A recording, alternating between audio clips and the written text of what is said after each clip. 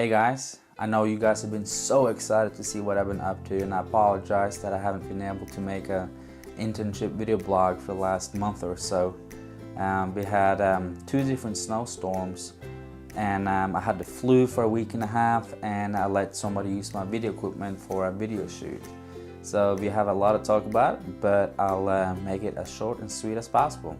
I've done a lot of work for both EPM3 Solutions and Peloton Sports.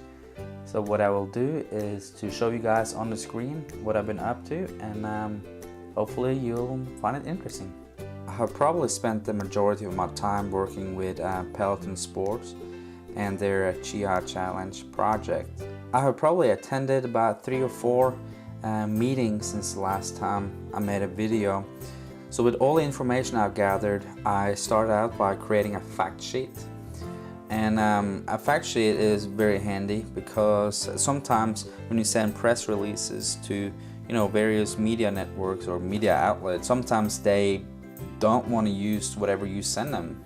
They rather want to write their piece or their story themselves. So with a fact sheet, it's a 1-page document, and it describes what's going on, where it's going on, when, and who's going to participate, and how to get more information about the event. And it's very handy, it's fast, it's pleasant on the eye, it contains whatever information is necessary. After I finished my fact sheet, I used the information in the fact sheet and created a press release. A press release takes a lot more time than a fact sheet because you're basically writing a story, and everything has to be perfect: spelling, grammar, structure, and it has to be interesting. And it can't be long because people won't read it then. So it has to be short and sweet, but still interesting. And it has to include all information about the event.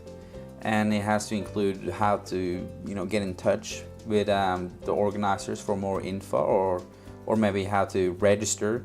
So on the screen here you can see the press release. It kind of looks the same as the fact sheet, but it's 2 pages. It has information about the Southern Bicycle League on the bottom and about the Northeast Alabama Bicycle Association. As you can see by reading it, I've included some quotes by Tony Myers, the ride director, and I've talked a little bit about the university, Jacksonville State University, and about the ride itself. After I finished the press release, I had to gather information about the different media outlets we wanted to send the press release to. So what I did was to look online and to use various software. So I created 3 different lists. As you can see on the screen, for the Alabama Week list, I have 79 different newspapers. So what I did is I included the name of the newspaper, the location and state, the email address and cell phone or telephone number. I did the same with the Georgia Week list. I didn't include as many newspapers on the Georgia list because some newspapers are located so far from Jacksonville, where the race is. I kind of made an imaginary line or radius. So all the newspapers within 200 miles, I included those on the list. Finally, I made a list of daily newspapers in the Southeast. So we got some newspapers here from Alabama and Georgia and Mississippi. I was hoping I can get some from South Carolina and stuff, but it's too far away. Last year, during the race, we had people come from 20-something different states. So hopefully, with all my hard work, we can reach as many potential bike riders as possible. With EPM3 Solutions, I've still had a few projects going on.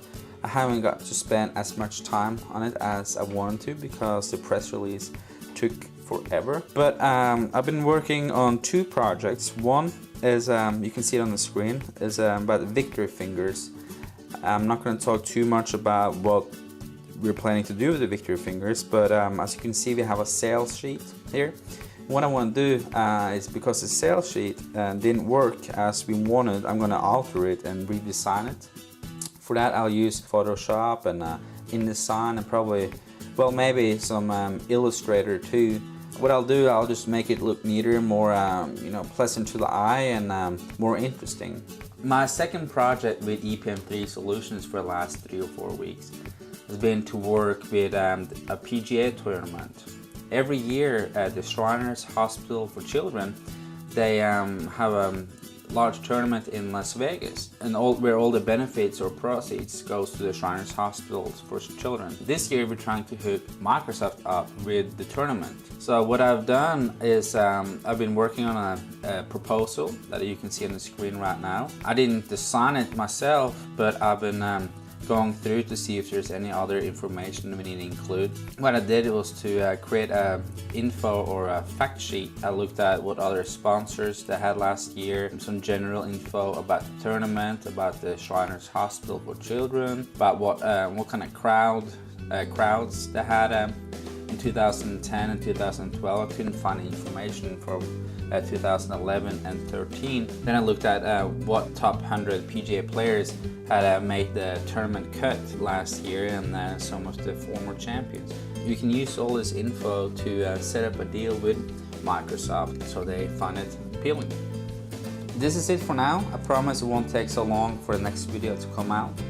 Hopefully you have enjoyed learning about what I've been doing for the last month, and I'm truly enjoying what I'm doing, and I think it's a lot of fun. I'm learning a whole lot, and hopefully you learn some too.